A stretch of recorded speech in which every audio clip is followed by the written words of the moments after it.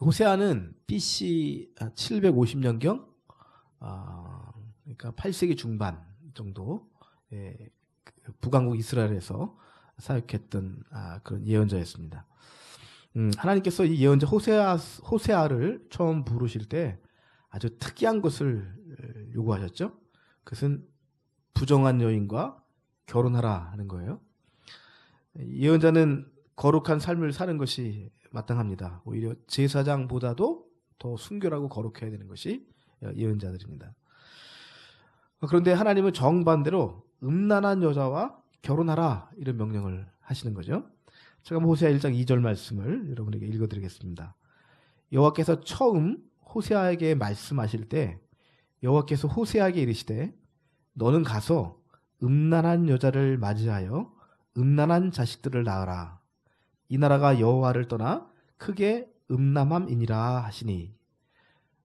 이제 그 다음에 사람 이름이 나오는데요. 그래서 호세아는 고멜이라고 하는 그냥 말 그대로 창녀를 찾아가서 결혼을 하게 됩니다. 결혼한 후에 고멜은 이제 자식을 3명 낳는데요. 첫째 아들을 낳는데 이스르엘을 낳았고요. 둘째는 딸을 낳는데 이름을 로루하마 이렇게 적고요. 세 번째 또 아들을 낳아요. 근데 로암미 이렇게 2남 1녀를 낳습니다. 우리 개역 성경 가운데 조금 잘못 번역된 부분들이 많지는 않습니다. 극히 적은데 그 중에 한 부분이 이 본문입니다. 우리 성경이 어떻게 되어 있냐면 이렇게 되어 있죠. 1장 2절이 너는 가서 음란한 여자를 맞이하여 음란한 자식을 낳으라. 그래서 맞이하고 낳으라 이렇게 되어 있잖아요. 근데 그 히브리어 원어를 보니까요. 동사가 하나입니다. 라쿠아라고 라콰크라는 그런 단어인데요. 이거 취하다 이런 뜻입니다. 그러니까 정확하게 그래서 호세아 1장 2절을 번역하면 이렇게 번역하는 것이 옳아요.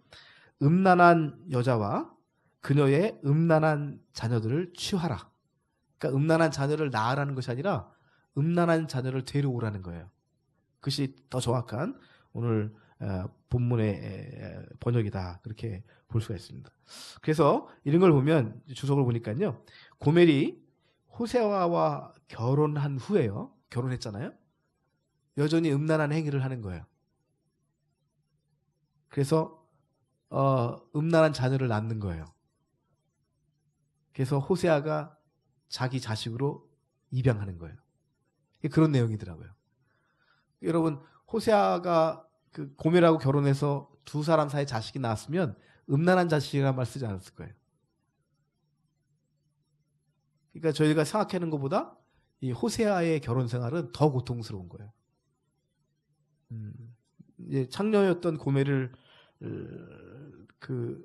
결혼을 하라 그래서 결혼을 했는데 결혼 생활 도중에 여전히 그걸 버리지 못하고 나가서 다른 남자들과 지내면서 들어와서 자식을 낳는 거죠.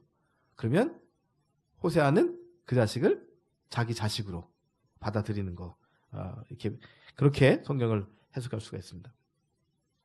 그래서 호세아는 이 결혼을 통해서 두 가지를 깨닫게 되는데요. 첫째는 하나님의 분노를 깨달아요. 하나님의 그 분노의 마음. 왜냐하면 아까 1장 2절을 말씀 보면 뒤에 이 나라가 여호와를 떠나 크게 음란함이니라. 그러니까 이스라엘 백성이 하나님을 버리고 음란한 행위, 우상 숭배를 하잖아요. 그것을 바라보는 하나님의 마음이 어떠한지 호세아에게 경험시키시는 거예요. 하나님이요. 그래서 그 하나님의 마음을 경험하면서 하나님의 마음으로 예언하게 하시고, 그죠? 그걸 뭐라 그러죠? 그 정신없이 예언한 거 뭐라 그러죠? 그걸 뭐라 그러죠? 뭐라 그러는데? 뭐라 그러죠?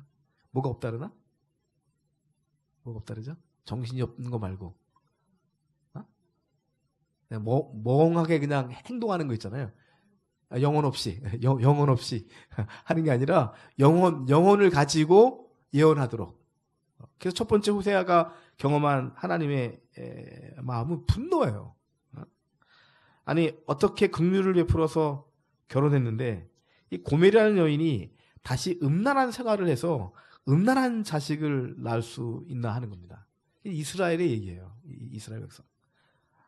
그래서 하나님은 이 두 번째 난 딸의 이름을 지어주시는데요. 로루하마 이렇게 지었어요. 로루하마.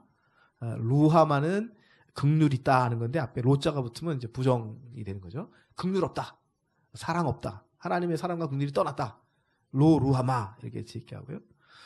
그 다음에 세 번째 이제 아들을 낳았는데 또 로암미 이렇게 짓잖아요. 그러니까 암미는 자녀 백성. 로가 붙으니까 내 자식이 아니다. 이게 하나님의 마음이에요. 하나님의 분노. 내 자식이 아니고 더 이상 국물도 없다. 이제 긍휼도 없다. 이제 끝이다. 내 사랑은 떠났다. 이런 이름을 짓게 하셨습니다. 그러나 하나님께서 호세아에게 경험시키고자 했던 것은요. 궁극적으로는 분노가 아니었어요. 오늘 오후에 말씀을 준비하면서 참 정말 감격했어요. 정말 이렇게 컴퓨터에다 설교 원고 쓰다가 울고 말았어요. 너무 감격스러워가지고 저희 집사람 빨래를 걷고 있었지만 걸리지 않게 들키지 않게 혼자 자판을 치면서 이 하나님은요 이스라엘 백성에게 다시 긍휼을 베푸셔서 그들을 다시 사랑한다고 선포하시면서요 두 자식의 이름을 바꿔줘요. 그러니까 하나님의 사랑은 진짜 이해할 수가 없었어요. 어떻게 이걸 사랑한다 하시죠? 음란한 창녀를 데려왔습니다. 결혼했어요. 다른 남자와 지내면서 집에 자식을 낳았어요. 그래서 로루하마 긍휼이 없고 로암미 내 저자가 아니야. 그렇게 이름을 줘주셨는데 하나님이 시간이 지나면서 이스라엘이 뭘 한 게 없어요. 제대로 한 게 없어요. 뭐 회개했다는 말도 없고요. 뭐 하나님께 뭐 의를 행할 그런 기록도 없고요. 하나님이 스스로 하나님을 위해서 하나님의 마음을 바꾸시는 거예요. 그 이름을 바꿔주세요. 그래서 로자를 다 빼요. 로자를 다 빼요. 로루하마는 긍휼이 없다는 거잖아요.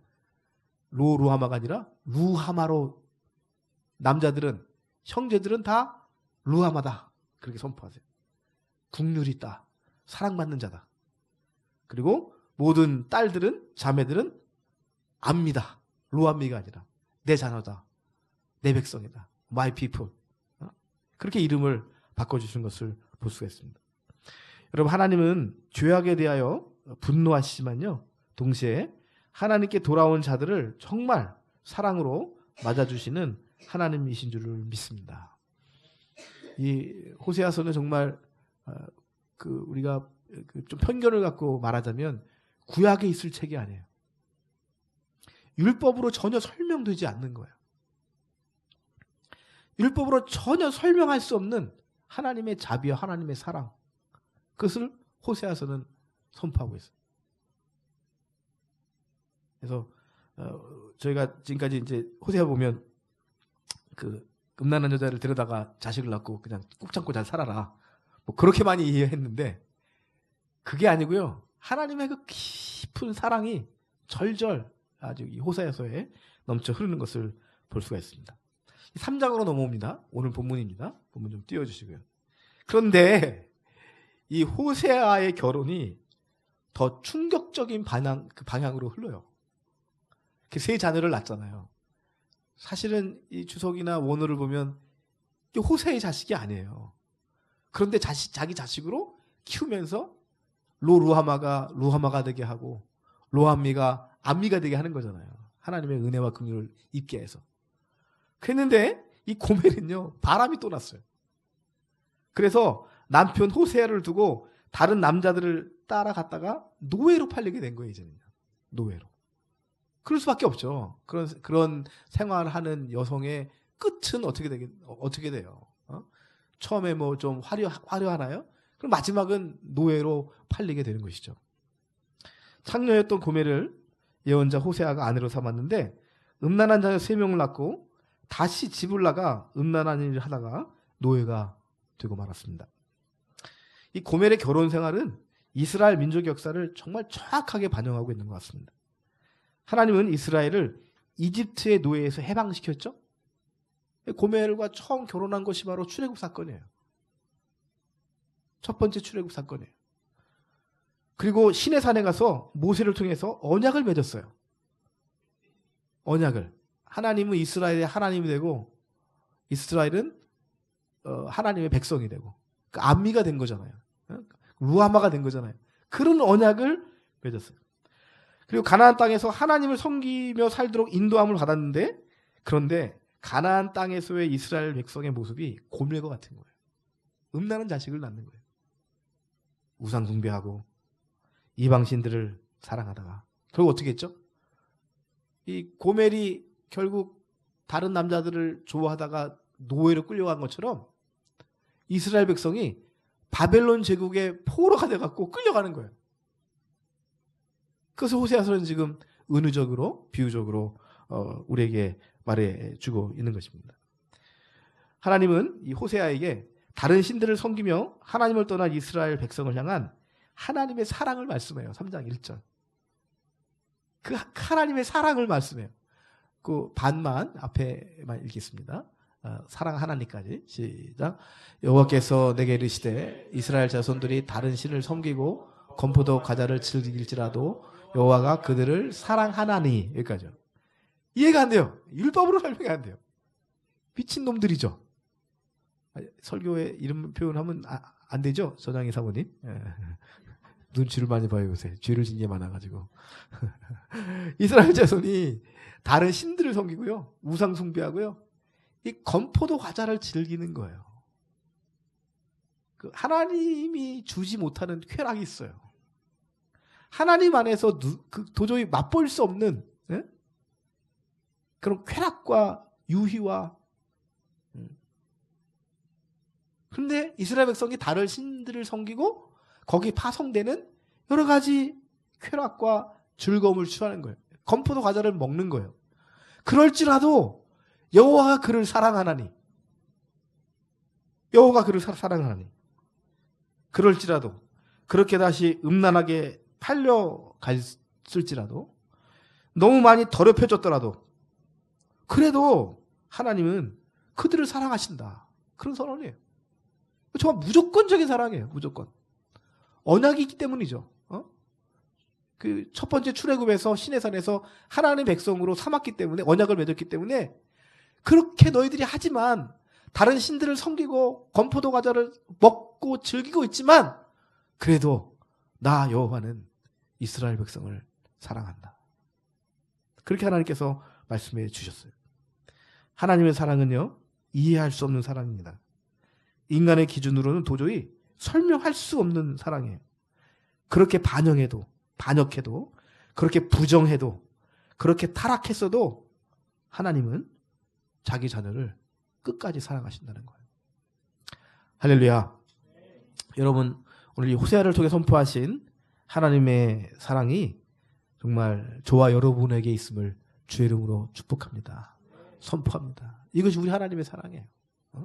그럴지라도, 그렇게 더러울지라도 한 번도 아니고 두 번이나. 생각해 보세요. 그래 결혼했는데 어떻게 나가서 또 그 짓을 해갖고 자식을 셋 낳고요. 그것도 모자라서 또 집을 나가서 이런 남자 저런 남자 만나다가 노예가 돼버렸어요. 그럴지라도 여호와가 그들을 사랑하나니.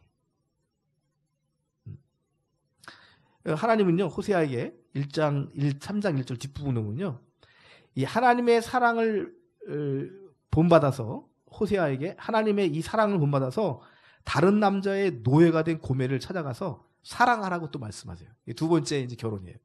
뒷부분 읽을까요? 너는 또 가서, 시작.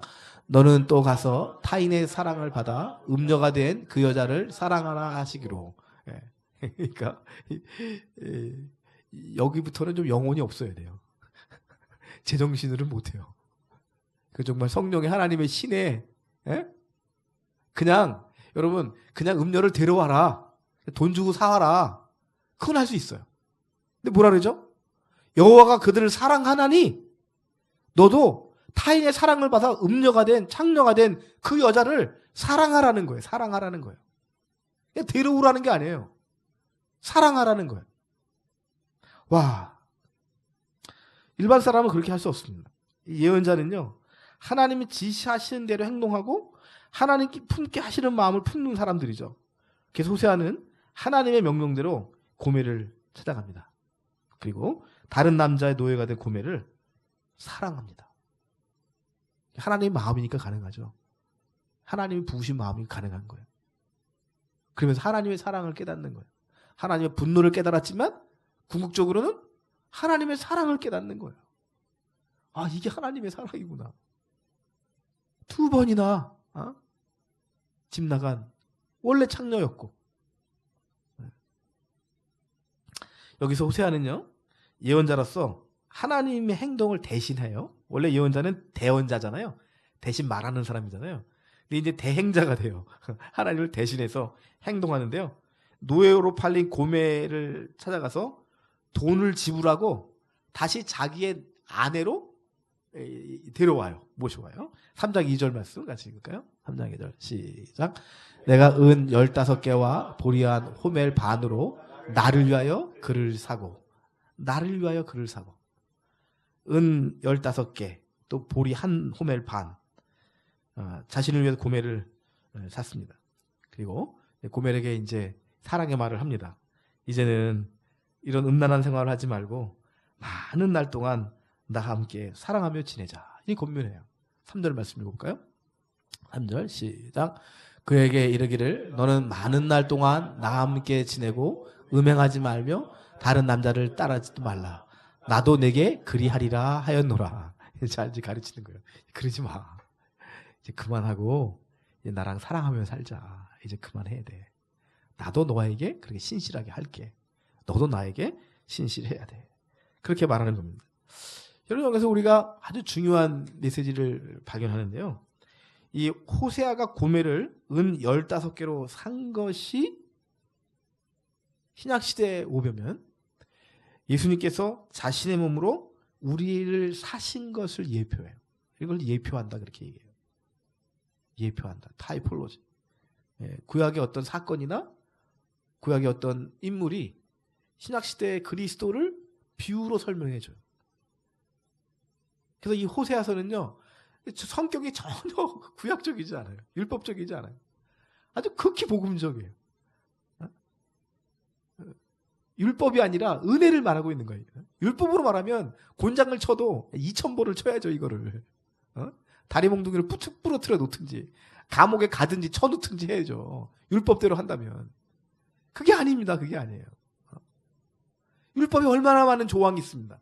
그 조항에 따라서 이 여자는 처리돼야 되는 거예요. 그런데 호세아가 이혼을 은 5개로 15개로 사오잖아요. 그 예수님께서 자기 몸으로 우리를 위해서 우리를 사신 것을 의미한다는 거죠. 신약 성경 마태복음 26장에 보니까요, 대제사장들은 예수님을 배신하는 유다에게 은 30을 달아줘요. 고멜보다 예수님의 몸값이 2배는 비쌌어요. 고멜은 은 15개로 사오는데 예수님의 몸값은 은 30이에요. 그 은 30이 그 당시 그 남자 종의 몸값이었대요. 그 정도를 이제 지불하고 이제 배신하도록 돈을 지불하고, 이게 지불했으니까 이제 우리 책임 아니다. 너가 배신해서 우리에게 너가 너의 스승 예수를 우리에게 인계한 거니까 우리 책임이 없다. 그런 의미에서 이제 은 30을 주고 예수님의 몸값을 주고 이제 예수님을 배신하게 한 것입니다. 14절부터 제가 읽으면요. 그때 12 중에 하나인 가룟 유다라 하는 자가 대제사장들에게 가서 말하되 내가 예수를 너에게 넘겨주리니 얼마나 주려느냐 하니 그들이 은 30을 달아 주거늘. 15절까지. 은 30을 달아주는 겁니다. 이 호세아는 은 15개, 또 보리 호멜 반을 주고 타인의 아내가 된 고멜을 사서 다시 자신의 아내로 삼고 사랑하죠. 하나님은 예수님의 몸값으로 죄의 노예였던 우리를 사셨습니다. 그리고 우리를 예수님의 신부가 되게 하셨습니다. 예수님은 자신의 몸으로 우리를 사셨죠. 그리고 우리에게 영원히 함께 사시고자 초청하고 계십니다. 그래서 나를 사시고 나를 사랑하신 우리 주님을 사랑하고 반드시 아주 정말 진심으로 영과 진리를 다해서 그 예수님을 사랑하며 찬양해야 될 줄을 믿습니다. 우리 4절을 건너뛰고 5절 가보는데요. 계속 호세아는 이 5절에서 예수님을 예언해요. 한번 5절 읽어보겠습니다. 시작. 그 후에 이스라엘 자손이 돌아와서 그들의 하나님 여호와와 그들의 왕 다윗을 찾고 마지막 날에는 여호와를 경외함으로 여호와와 그의 은총으로 나아가리라. 아멘. 네, 그렇습니다. 마지막 날에 관한 호세아의 예언인데요. 마지막에 이스라엘 자손이 돌아온다는 거예요. 돌아온다는 거예요. 그리고 하나님을 찾을 뿐만 아니라 그들의 왕 다윗을 찾는다는 말이 있습니다. 다윗은 BC 1000년경 사람이에요. 호세아는 지금 BC 750년경에 이 말씀을 예언해요. 다윗은 이미 250년 전에 200년 전에 이미 죽은 사람입니다. 그런데 이스라엘 백성들이 그들의 왕 다윗을 찾을 것이다. 그리고 마지막 날에 여호와를 경외하고 여호와와 그의 은총 앞에 나올 것이다. 율법이 아니라 그의 은총 앞에 나올 것이다는 겁니다. 그래서 마지막에 율법을 완성하시고 우리에게 하나님의 은총과 은혜를 우리에게 끼치신 분, 바로 다윗의 후손으로 오신 예수 그리스도인 줄을 믿습니다. 오늘 여러분 여러분은 뭐 그렇게 더럽지 않을 수 있습니다. 근데 저는 오늘 제 삶을 쭉 돌아보면서 야, 참 더럽게 살았다 하는 생각을 많이 하게 됐어요. 야, 나 같은 사람을 주님이 그냥 강권적으로 사랑하시는구나. 강권적으로. 어떻게 설명할 수가 없는 하나님의 사랑, 하나님의 은혜. 사실 이 하나님의 은혜가 이 나라 이 민족에게도 임해야 될 줄 믿습니다. 우리 어떤 것으로 회복될 수 있겠어요, 여러분? 대한민국이 어떻게 회복될 수 있겠습니까? 점점점 각박해지고 어려워지고 싸움은 점점 심해지고 정말 서로 죽이고 죽이는 그런 정치 현실, 경제 현실, 우리 삶의 현실이잖아요. 누군가를 죽여야만 내가 사는. 그게 대한민국이 돼버렸어요. 거기 교회도 마찬가지인 것 같아요. 교회도. 그래서 대형 교회는 점점 거대해지고 작은 교회는 점점 어려워지는. 교회조차도 이 사회의 그 아주 각박한 시스템에서 벗어날 수 없는 이 상황. 하나님의 강권적인 은혜가 우리 가운데 임해야 될 줄 믿습니다. 북한도 마찬가지죠. 또 남북한의 문제도 마찬가지입니다. 미국, 일본, 중국, 러시아 점점점 복잡해지는 거예요. 점점. 정말 이러다가 핵폭탄이라도 하나 터져야 해결되나요? 그래서 이 나라 이 민족 가운데 하나님의 긍휼하심이 필요한 거예요. 예수님의 십자가의 은혜가 필요한 거예요. 여러분, 그 더러운 고매를 그 돈을 주고 사기한 그 하나님, 예수님은 자기 몸을 지불하셨습니다. 그리고 우리를 사셨고, 우리 가정을 사셨고, 우리 교회를 사셨고, 대한민국을 사셨고, 우리 민족을 사신 줄을 믿습니다. 그 은혜 앞에 나가는 저와 여러분 될 수 있기를 주의 이름으로 축복합니다. 오늘 기도하실 때 주여 부끄럽습니다. 주일입니다. 정말 한두 번도 아니고 여러 번 반복해서 주님을 배신하지만 그러나 여전히 주님은 나를 부르십니다. 주님의 은혜에 감사하며 찬양하는 여러분 되셨으면 좋겠습니다.